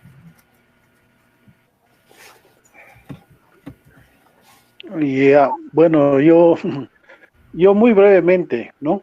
Yo creo que aquí hay algunos problemas de carácter conceptual irresueltos, ¿no? Irresueltos, y creo que hemos dejado de venir un proceso de construcción teórico-política a partir de las corrientes indianistas y cataristas en nuestro país, sin resolver aspectos conceptuales troncales, estructurales, de raíz. Y eso, entre esos, por ejemplo, es que hasta el día de hoy, ni Constantino Lima, ni Fausto, ni ninguna de las corrientes indianistas del presente, tampoco cataristas, me han respondido qué es indio, qué es lo indio y qué no es lo indio. Por ejemplo, ¿qué es lo indio? ¿Cómo se define lo indio? Por la ropa, por el cabello, por el zapato, por el idioma, por el pensamiento, por lo que leo, por lo que actúo, por lo que como. Nadie me ha definido qué es lo indio, y por lo tanto tampoco me ha definido qué es lo no indio. Por otro lado, no hay caminos con retorno. No, eso no existe. Eso no existe. Eso no va a existir. Por lo tanto, el sueño del retorno al Tahuantinsuyo es simplemente una falsedad, una autofalsedad, creo yo. Otro elemento, y resuelto estructuralmente por el discurso indianista, es el asumir, como lo dijo reiteradamente y efusivamente Reinaga, que antes de ese octubre de 1492 se vivía en la plenitud de la armonía, todos tenían comida, techo, trabajo, ropa, en fin, todo ese discurso de Reinaga está, pero por demás demostrado que jamás fue así, nunca fue así. Fueron sociedades extremadamente desiguales y correspondían a un estadio de evolución de la humanidad y punto. Un señor que no me agrada mucho, como es Galeano, dice, habían desde caníbales hasta ingenieros, y listo, ahí termina. Habían desde caníbales hasta ingenieros. Si hubiesen sido sociedades particularmente avanzadas, lo digo en las clases, estarían gobernando el mundo en este momento. Y el mundo no está gobernando por los indios, ni aymaras ni quechuas. El mundo está siendo gobernado por el capitalismo. Entonces, desde mi punto de vista, son elementos estructurales que primero hay que responderse y después proponerse otro tipo de reflexión. La verdad no me siento muy motivado a debatir sobre lo bueno o malo que hizo el gobierno de Evo Morales. Además, creo que no ha sido el centro de este rico seminario hablar de eso. Pero yo creo que para que haya equidad, para que haya acceso a oportunidades, para que tengamos un país un poco más equilibrado, hay algo básico que debemos hacer, y es recuperar la institucionalidad del Estado, recuperar el apego a la institucionalidad. Y eso es lo que se ha debilitado enormemente en los 14 años del gobierno de Evo Morales. Yo concluyo con eso. Gracias.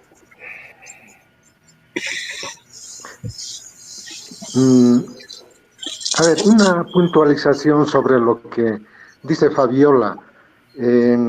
Está intentando extrapolar lo siguiente, ¿no? Yo soy bastante ácido en mi crítica a sociedades socialistas, ¿no? Porque siempre han recalado en un totalitarismo y un autoritarismo. Y al parecer de eso se puede deducir que yo estaría planteando una sociedad, digamos, de tipo liberal. No es tanto así, ¿no? Yo quisiera más bien hacer incidencia en lo que viene a ser, digamos, el valor fundamental de la libertad en las sociedades, ¿no? La sociedad colonial se ha desarrollado básicamente instrumentando al Estado, ¿no? Recuérdese que en el periodo colonial, al margen del repartimiento de indios, había repartimiento de mercancías, o sea, una economía forzada, dirigida, ¿no?, desde el Estado. Y en la medida en que se ha ido liberalizando, qué sé yo, la oferta y la demanda, quiero retrotraer una experiencia bien interesante. Yo soy de Huarizata, ¿no? En Huarizata hay una feria los días jueves, ¿no? Esa feria se ha instituido con la experiencia de la escuela indigenal por Elizardo Pérez. ¿Por qué? Porque las mercancías que llegaban a Chacache o Huarizata tenían un sobreprecio, ¿no?, desde las ciudades. Entonces, para que tenga un precio, por decir justo, entonces han abierto una feria donde los precios obviamente ya no eran coercionados ni determinados, digamos, por los centros urbanos. Entonces, la libertad ha ido desbloqueando en esa medida, digamos, la condición colonial en nuestra sociedad, ¿no? Entonces, la libertad supone un principio básico para mí, para que una sociedad pueda alcanzar un desarrollo, ¿no? El socialismo, dentro de lo que viene a ser su visión hacia una sociedad comunista, desarrolla una especie de determinismo, ¿no? De una evolución de los modos de producción hasta llegar, digamos, a una sociedad comunista, ¿no? Entonces, eso es un dogma, ¿no? Es prácticamente como una religión, por una parte. Y yo creo que es bastante ejemplificador. En México mismo, la parte, digamos, del norte que está en los Estados Unidos, tiene mayor índice de desarrollo. Perdón, la parte sur de Estados Unidos, que correspondía a México, ¿verdad? Tiene mayor índice de desarrollo, obviamente, ¿no?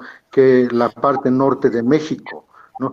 Podemos tal vez también tomar como ejemplo Corea. Corea del Norte no tiene, a pesar de tener la misma cultura que Corea del Sur, tener muchos aspectos comunes, tiene mayor desarrollo. ¿A qué se debe eso? ¿No? Simplemente al grado de libertad, ¿no? Eso para mí viene a ser un valor fundamental para superar, digamos, sistemas de colonización externa e interna. Simplemente eso a manera de poder reaccionar a lo que decía Fabiola. Perdón, tal vez yo quisiera decir algo antes de dar la palabra a Carlos para que pueda cesar el seminario. Es decir, que sí, como que también hay cosas que siento que son necesarias decirlas. Por ejemplo, el hecho de asumir, digamos, la polarización solamente como que incentivada desde un solo lado, puede a veces no hacernos ver, digamos, que también ha habido como que una instrumentalización del otro lado. El 2005 al 2006 hasta 2008, obviamente y claramente en el país ha vivido una polarización, una división entre Oriente y Occidente, sobre todo fomentada por las élites agroindustriales del Oriente, ¿no? Entonces, como que ambos polos se han servido de esta polarización y no han generado puentes, ¿no? También una cosa que siempre, tal vez, bueno, una característica y que yo la entiendo, yo lo entiendo de los partidos indianistas y cataristas, a diferencia de otros movimientos indígenas, tal vez inclusive que también de carácter un poco más foquista, los indianistas y cataristas han apostado por ir al Estado, ¿no? Sobre todo cuando han conformado partidos, y a partir de ir a pensar en el Estado, a tratar de resolver sus problemas en el Estado, digamos, ¿no? Administrar a partir de la institucionalidad y todo ello. Los partidos indianistas y cataristas, ¿no? Sobre el aymaracentrismo, es algo que siempre me llama un poco la atención. Yo creo que también ha sido parte de la polarización. Yo creo que este tema de que hoy sobre todo se puede ver con bastante notoriedad es que hay una fijación y una obsesión sobre todo muy fuerte y una campaña de estigmatización también muy fuerte hacia todo lo que representaría el alto o lo aymara, ¿no? Entonces, creo que hay una fuerte también de incomodidad. ¿Por qué? Porque también más allá de ese sentimiento que puede existir de muchos intelectuales, otros, como que hay una disputa también en el ámbito social, en el ámbito económico, una hegemonía, una apuesta a la hegemonía implícita, sobre todo de disputar el Estado, no necesariamente un movimiento social, sino disputarle al Estado a la élite criolla tradicional que sobre todo ha estado manejando el país desde su creación, ¿no? Entonces, solo esos apuntes y paso tal vez a Carlos para que nos dé sus últimas palabras y pueda hacer el cierre de este seminario. Gracias, Miller. Solamente antes del cierre quería aprovechar un poquito contestar a Carlos, a mi tocayo, ¿no? Y decir que este indio, y en estas palabras tan fuertes como el collasuyo, ¿no? Tengo un amigo que se llama James Naya, él ha sido profesor en la Universidad es profesor en la Universidad de Colorado, es uno de los académicos más exitosos, es indio apatio, ¿no? Y él, con todo el éxito que tiene, está metido en un juicio con los Estados Unidos para recuperar sus tierras. Perdón, es navajo, no es apache, es navajo.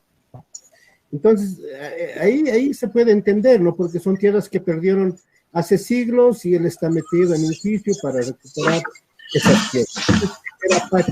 Es el compromiso con su pueblo, ¿no? Él es indio, a pesar de ser profesor de una universidad norteamericana, ¿no? Entonces, ya yendo al agradecer al profesor Carlos Blanco de propiciar este tipo de seminarios, de diálogos, para pensar en lo indio, las experiencias de participación electoral, ¿no? Y convocar a académicas del norte como Fabiola, que nos está visitando mediante esta vía, y también la posibilidad de encontrarnos con Moisés después de tanto tiempo, ¿no? Hemos sido miembros del MUJA y después nos hemos visto de un lado a otro frente, ¿no? Él ya es caterista y nosotros seguíamos siendo indianistas, y creo que es muy importante, ¿no? Uno puede tener sus posiciones personales, pero es un buen momento de la historia boliviana, pues también lo que corresponde, digamos, a la emergencia del indianismo, catarismo y toda esta experiencia de participación política indígena. Algún rato había estado embarcado con el PNUD para ver experiencias electorales justamente en Perú y Bolivia, y trabajaba en la experiencia de Gualberto Choque, digo, Gualberto Cusi para el Tribunal Constitucional, ¿no? Entonces, esto es un tema que creo que merece ser trabajado e investigado en la universidad, así que, profesor y Milmer, pues que no sea esta la única, sino a partir de esto que se siga reflexionando y invitando a personalidades como Fabiola y como Moisés, ¿no? Entonces, con eso, pues,